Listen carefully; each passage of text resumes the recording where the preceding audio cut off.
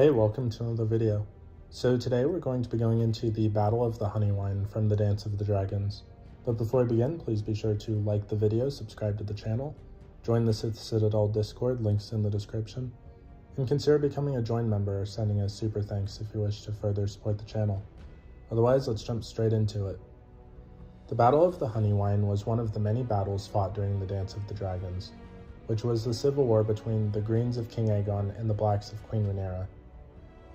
Given that Aegon's main supporters were House Hightower, the family of his mother Alicent, the Greens assumed the lords and lands of the Reach would side with them. Instead, many of the major lords from the north and east of the Reach declared for Rhaenyra Targaryen and her Blacks, including houses Caswell, Rowan, and Tarly. Several of the Hightower's own vassals declared for Rhaenyra, such as houses Beesbury and Costain.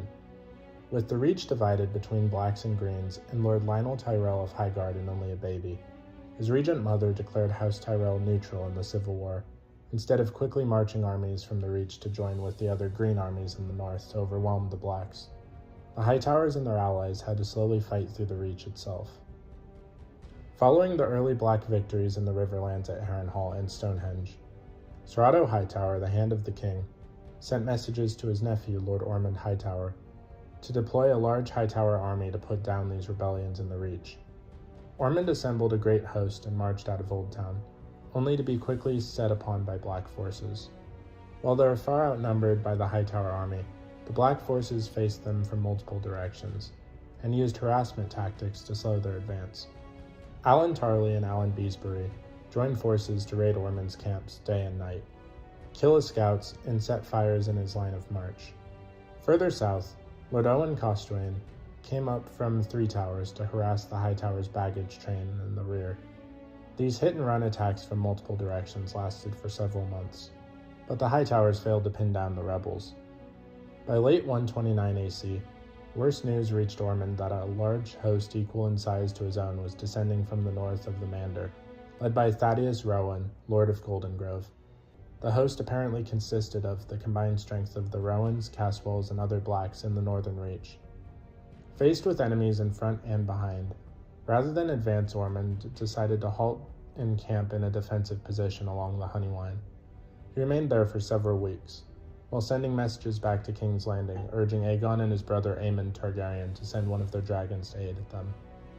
However, Aemon had been badly injured at the Battle of Rook's Rest, and the hot-heated Aemon decided that the greatest threat was from his uncle Daemon Targaryen at Harrenhal, so he ignored Ormond's calls for aid and took Vhagar and his remaining army north into the Riverlands. The Hightower army left Old Town soon after the war began in the Riverlands, around mid-129 AC, while Ormond halted his advance soon after the Battle of Rook's Rest in late 129 AC. Rowan's army reached the HONEYWINE roughly 3 weeks into the new year 130 AC, which was a fortnight after the Battle of the Gullet, which took place on the 5th day at 130 AC. In the third week of the year 130, Ormond Hightower's army was caught between two armies while backed against the banks of the HONEYWINE. From the northeast, Lord Thaddeus Rowan and Tom Flowers, the bastard of Bitterbridge, came in with a large host of mounted knights. Sir Alan Beesbury, Lord Alan Tarly, and Lord Owen Costwain joined their smaller forces together and attacked the Hightowers from behind, cutting off their retreat to Old Town. Attacked from the front and rear, Lord Hightower's lines were starting to crumble, and defeat seemed all but a foregone conclusion. Just then, a massive shadow appeared in the sky above them, Prince Daeron Targaryen on his dragon, Tessarion. It was then that the battle turned to the favor of Aegon's forces, and the rout was underway with heavy losses in the retreat. Tom Flowers was killed in the battle, and Lord Owen Costwain was mortally wounded by John Roxton, wielding the Valyrian steel sword Orphan Maker. Both Alan Tarly and Alan Beesbury were taken captive. The only Black commander who managed to escape was Thaddeus Rowan, who retreated north with the remains of his host. The battle was a significant blow to the Blacks, ending their offensive operations in the Reach.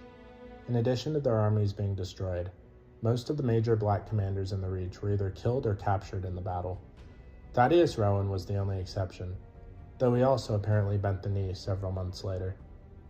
Following only a fortnight after the devastating Battle of the Gullet, Lord Bar Emmon suggested that the time had come for a negotiated peace, Instead, the recent tragedies pushed Rhaenyra Targaryen to make a risky strike on King's Landing itself, as Daemon's strategic plan had lured Aemond and most of the city's defenders into the Riverlands.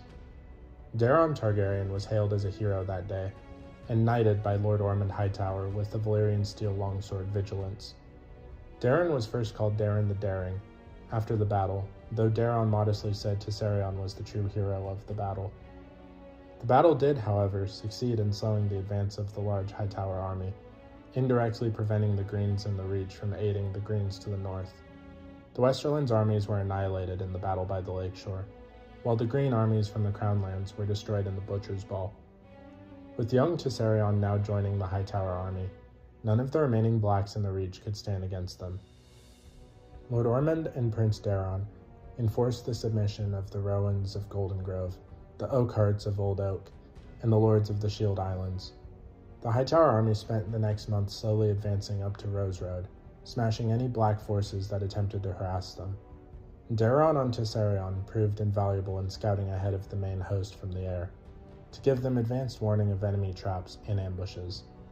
Eventually, they besieged Long Table and sacked Bitterbridge, where they crossed the Mander again and proceeded east towards King's Landing, leading to the first Battle of Tumbleton.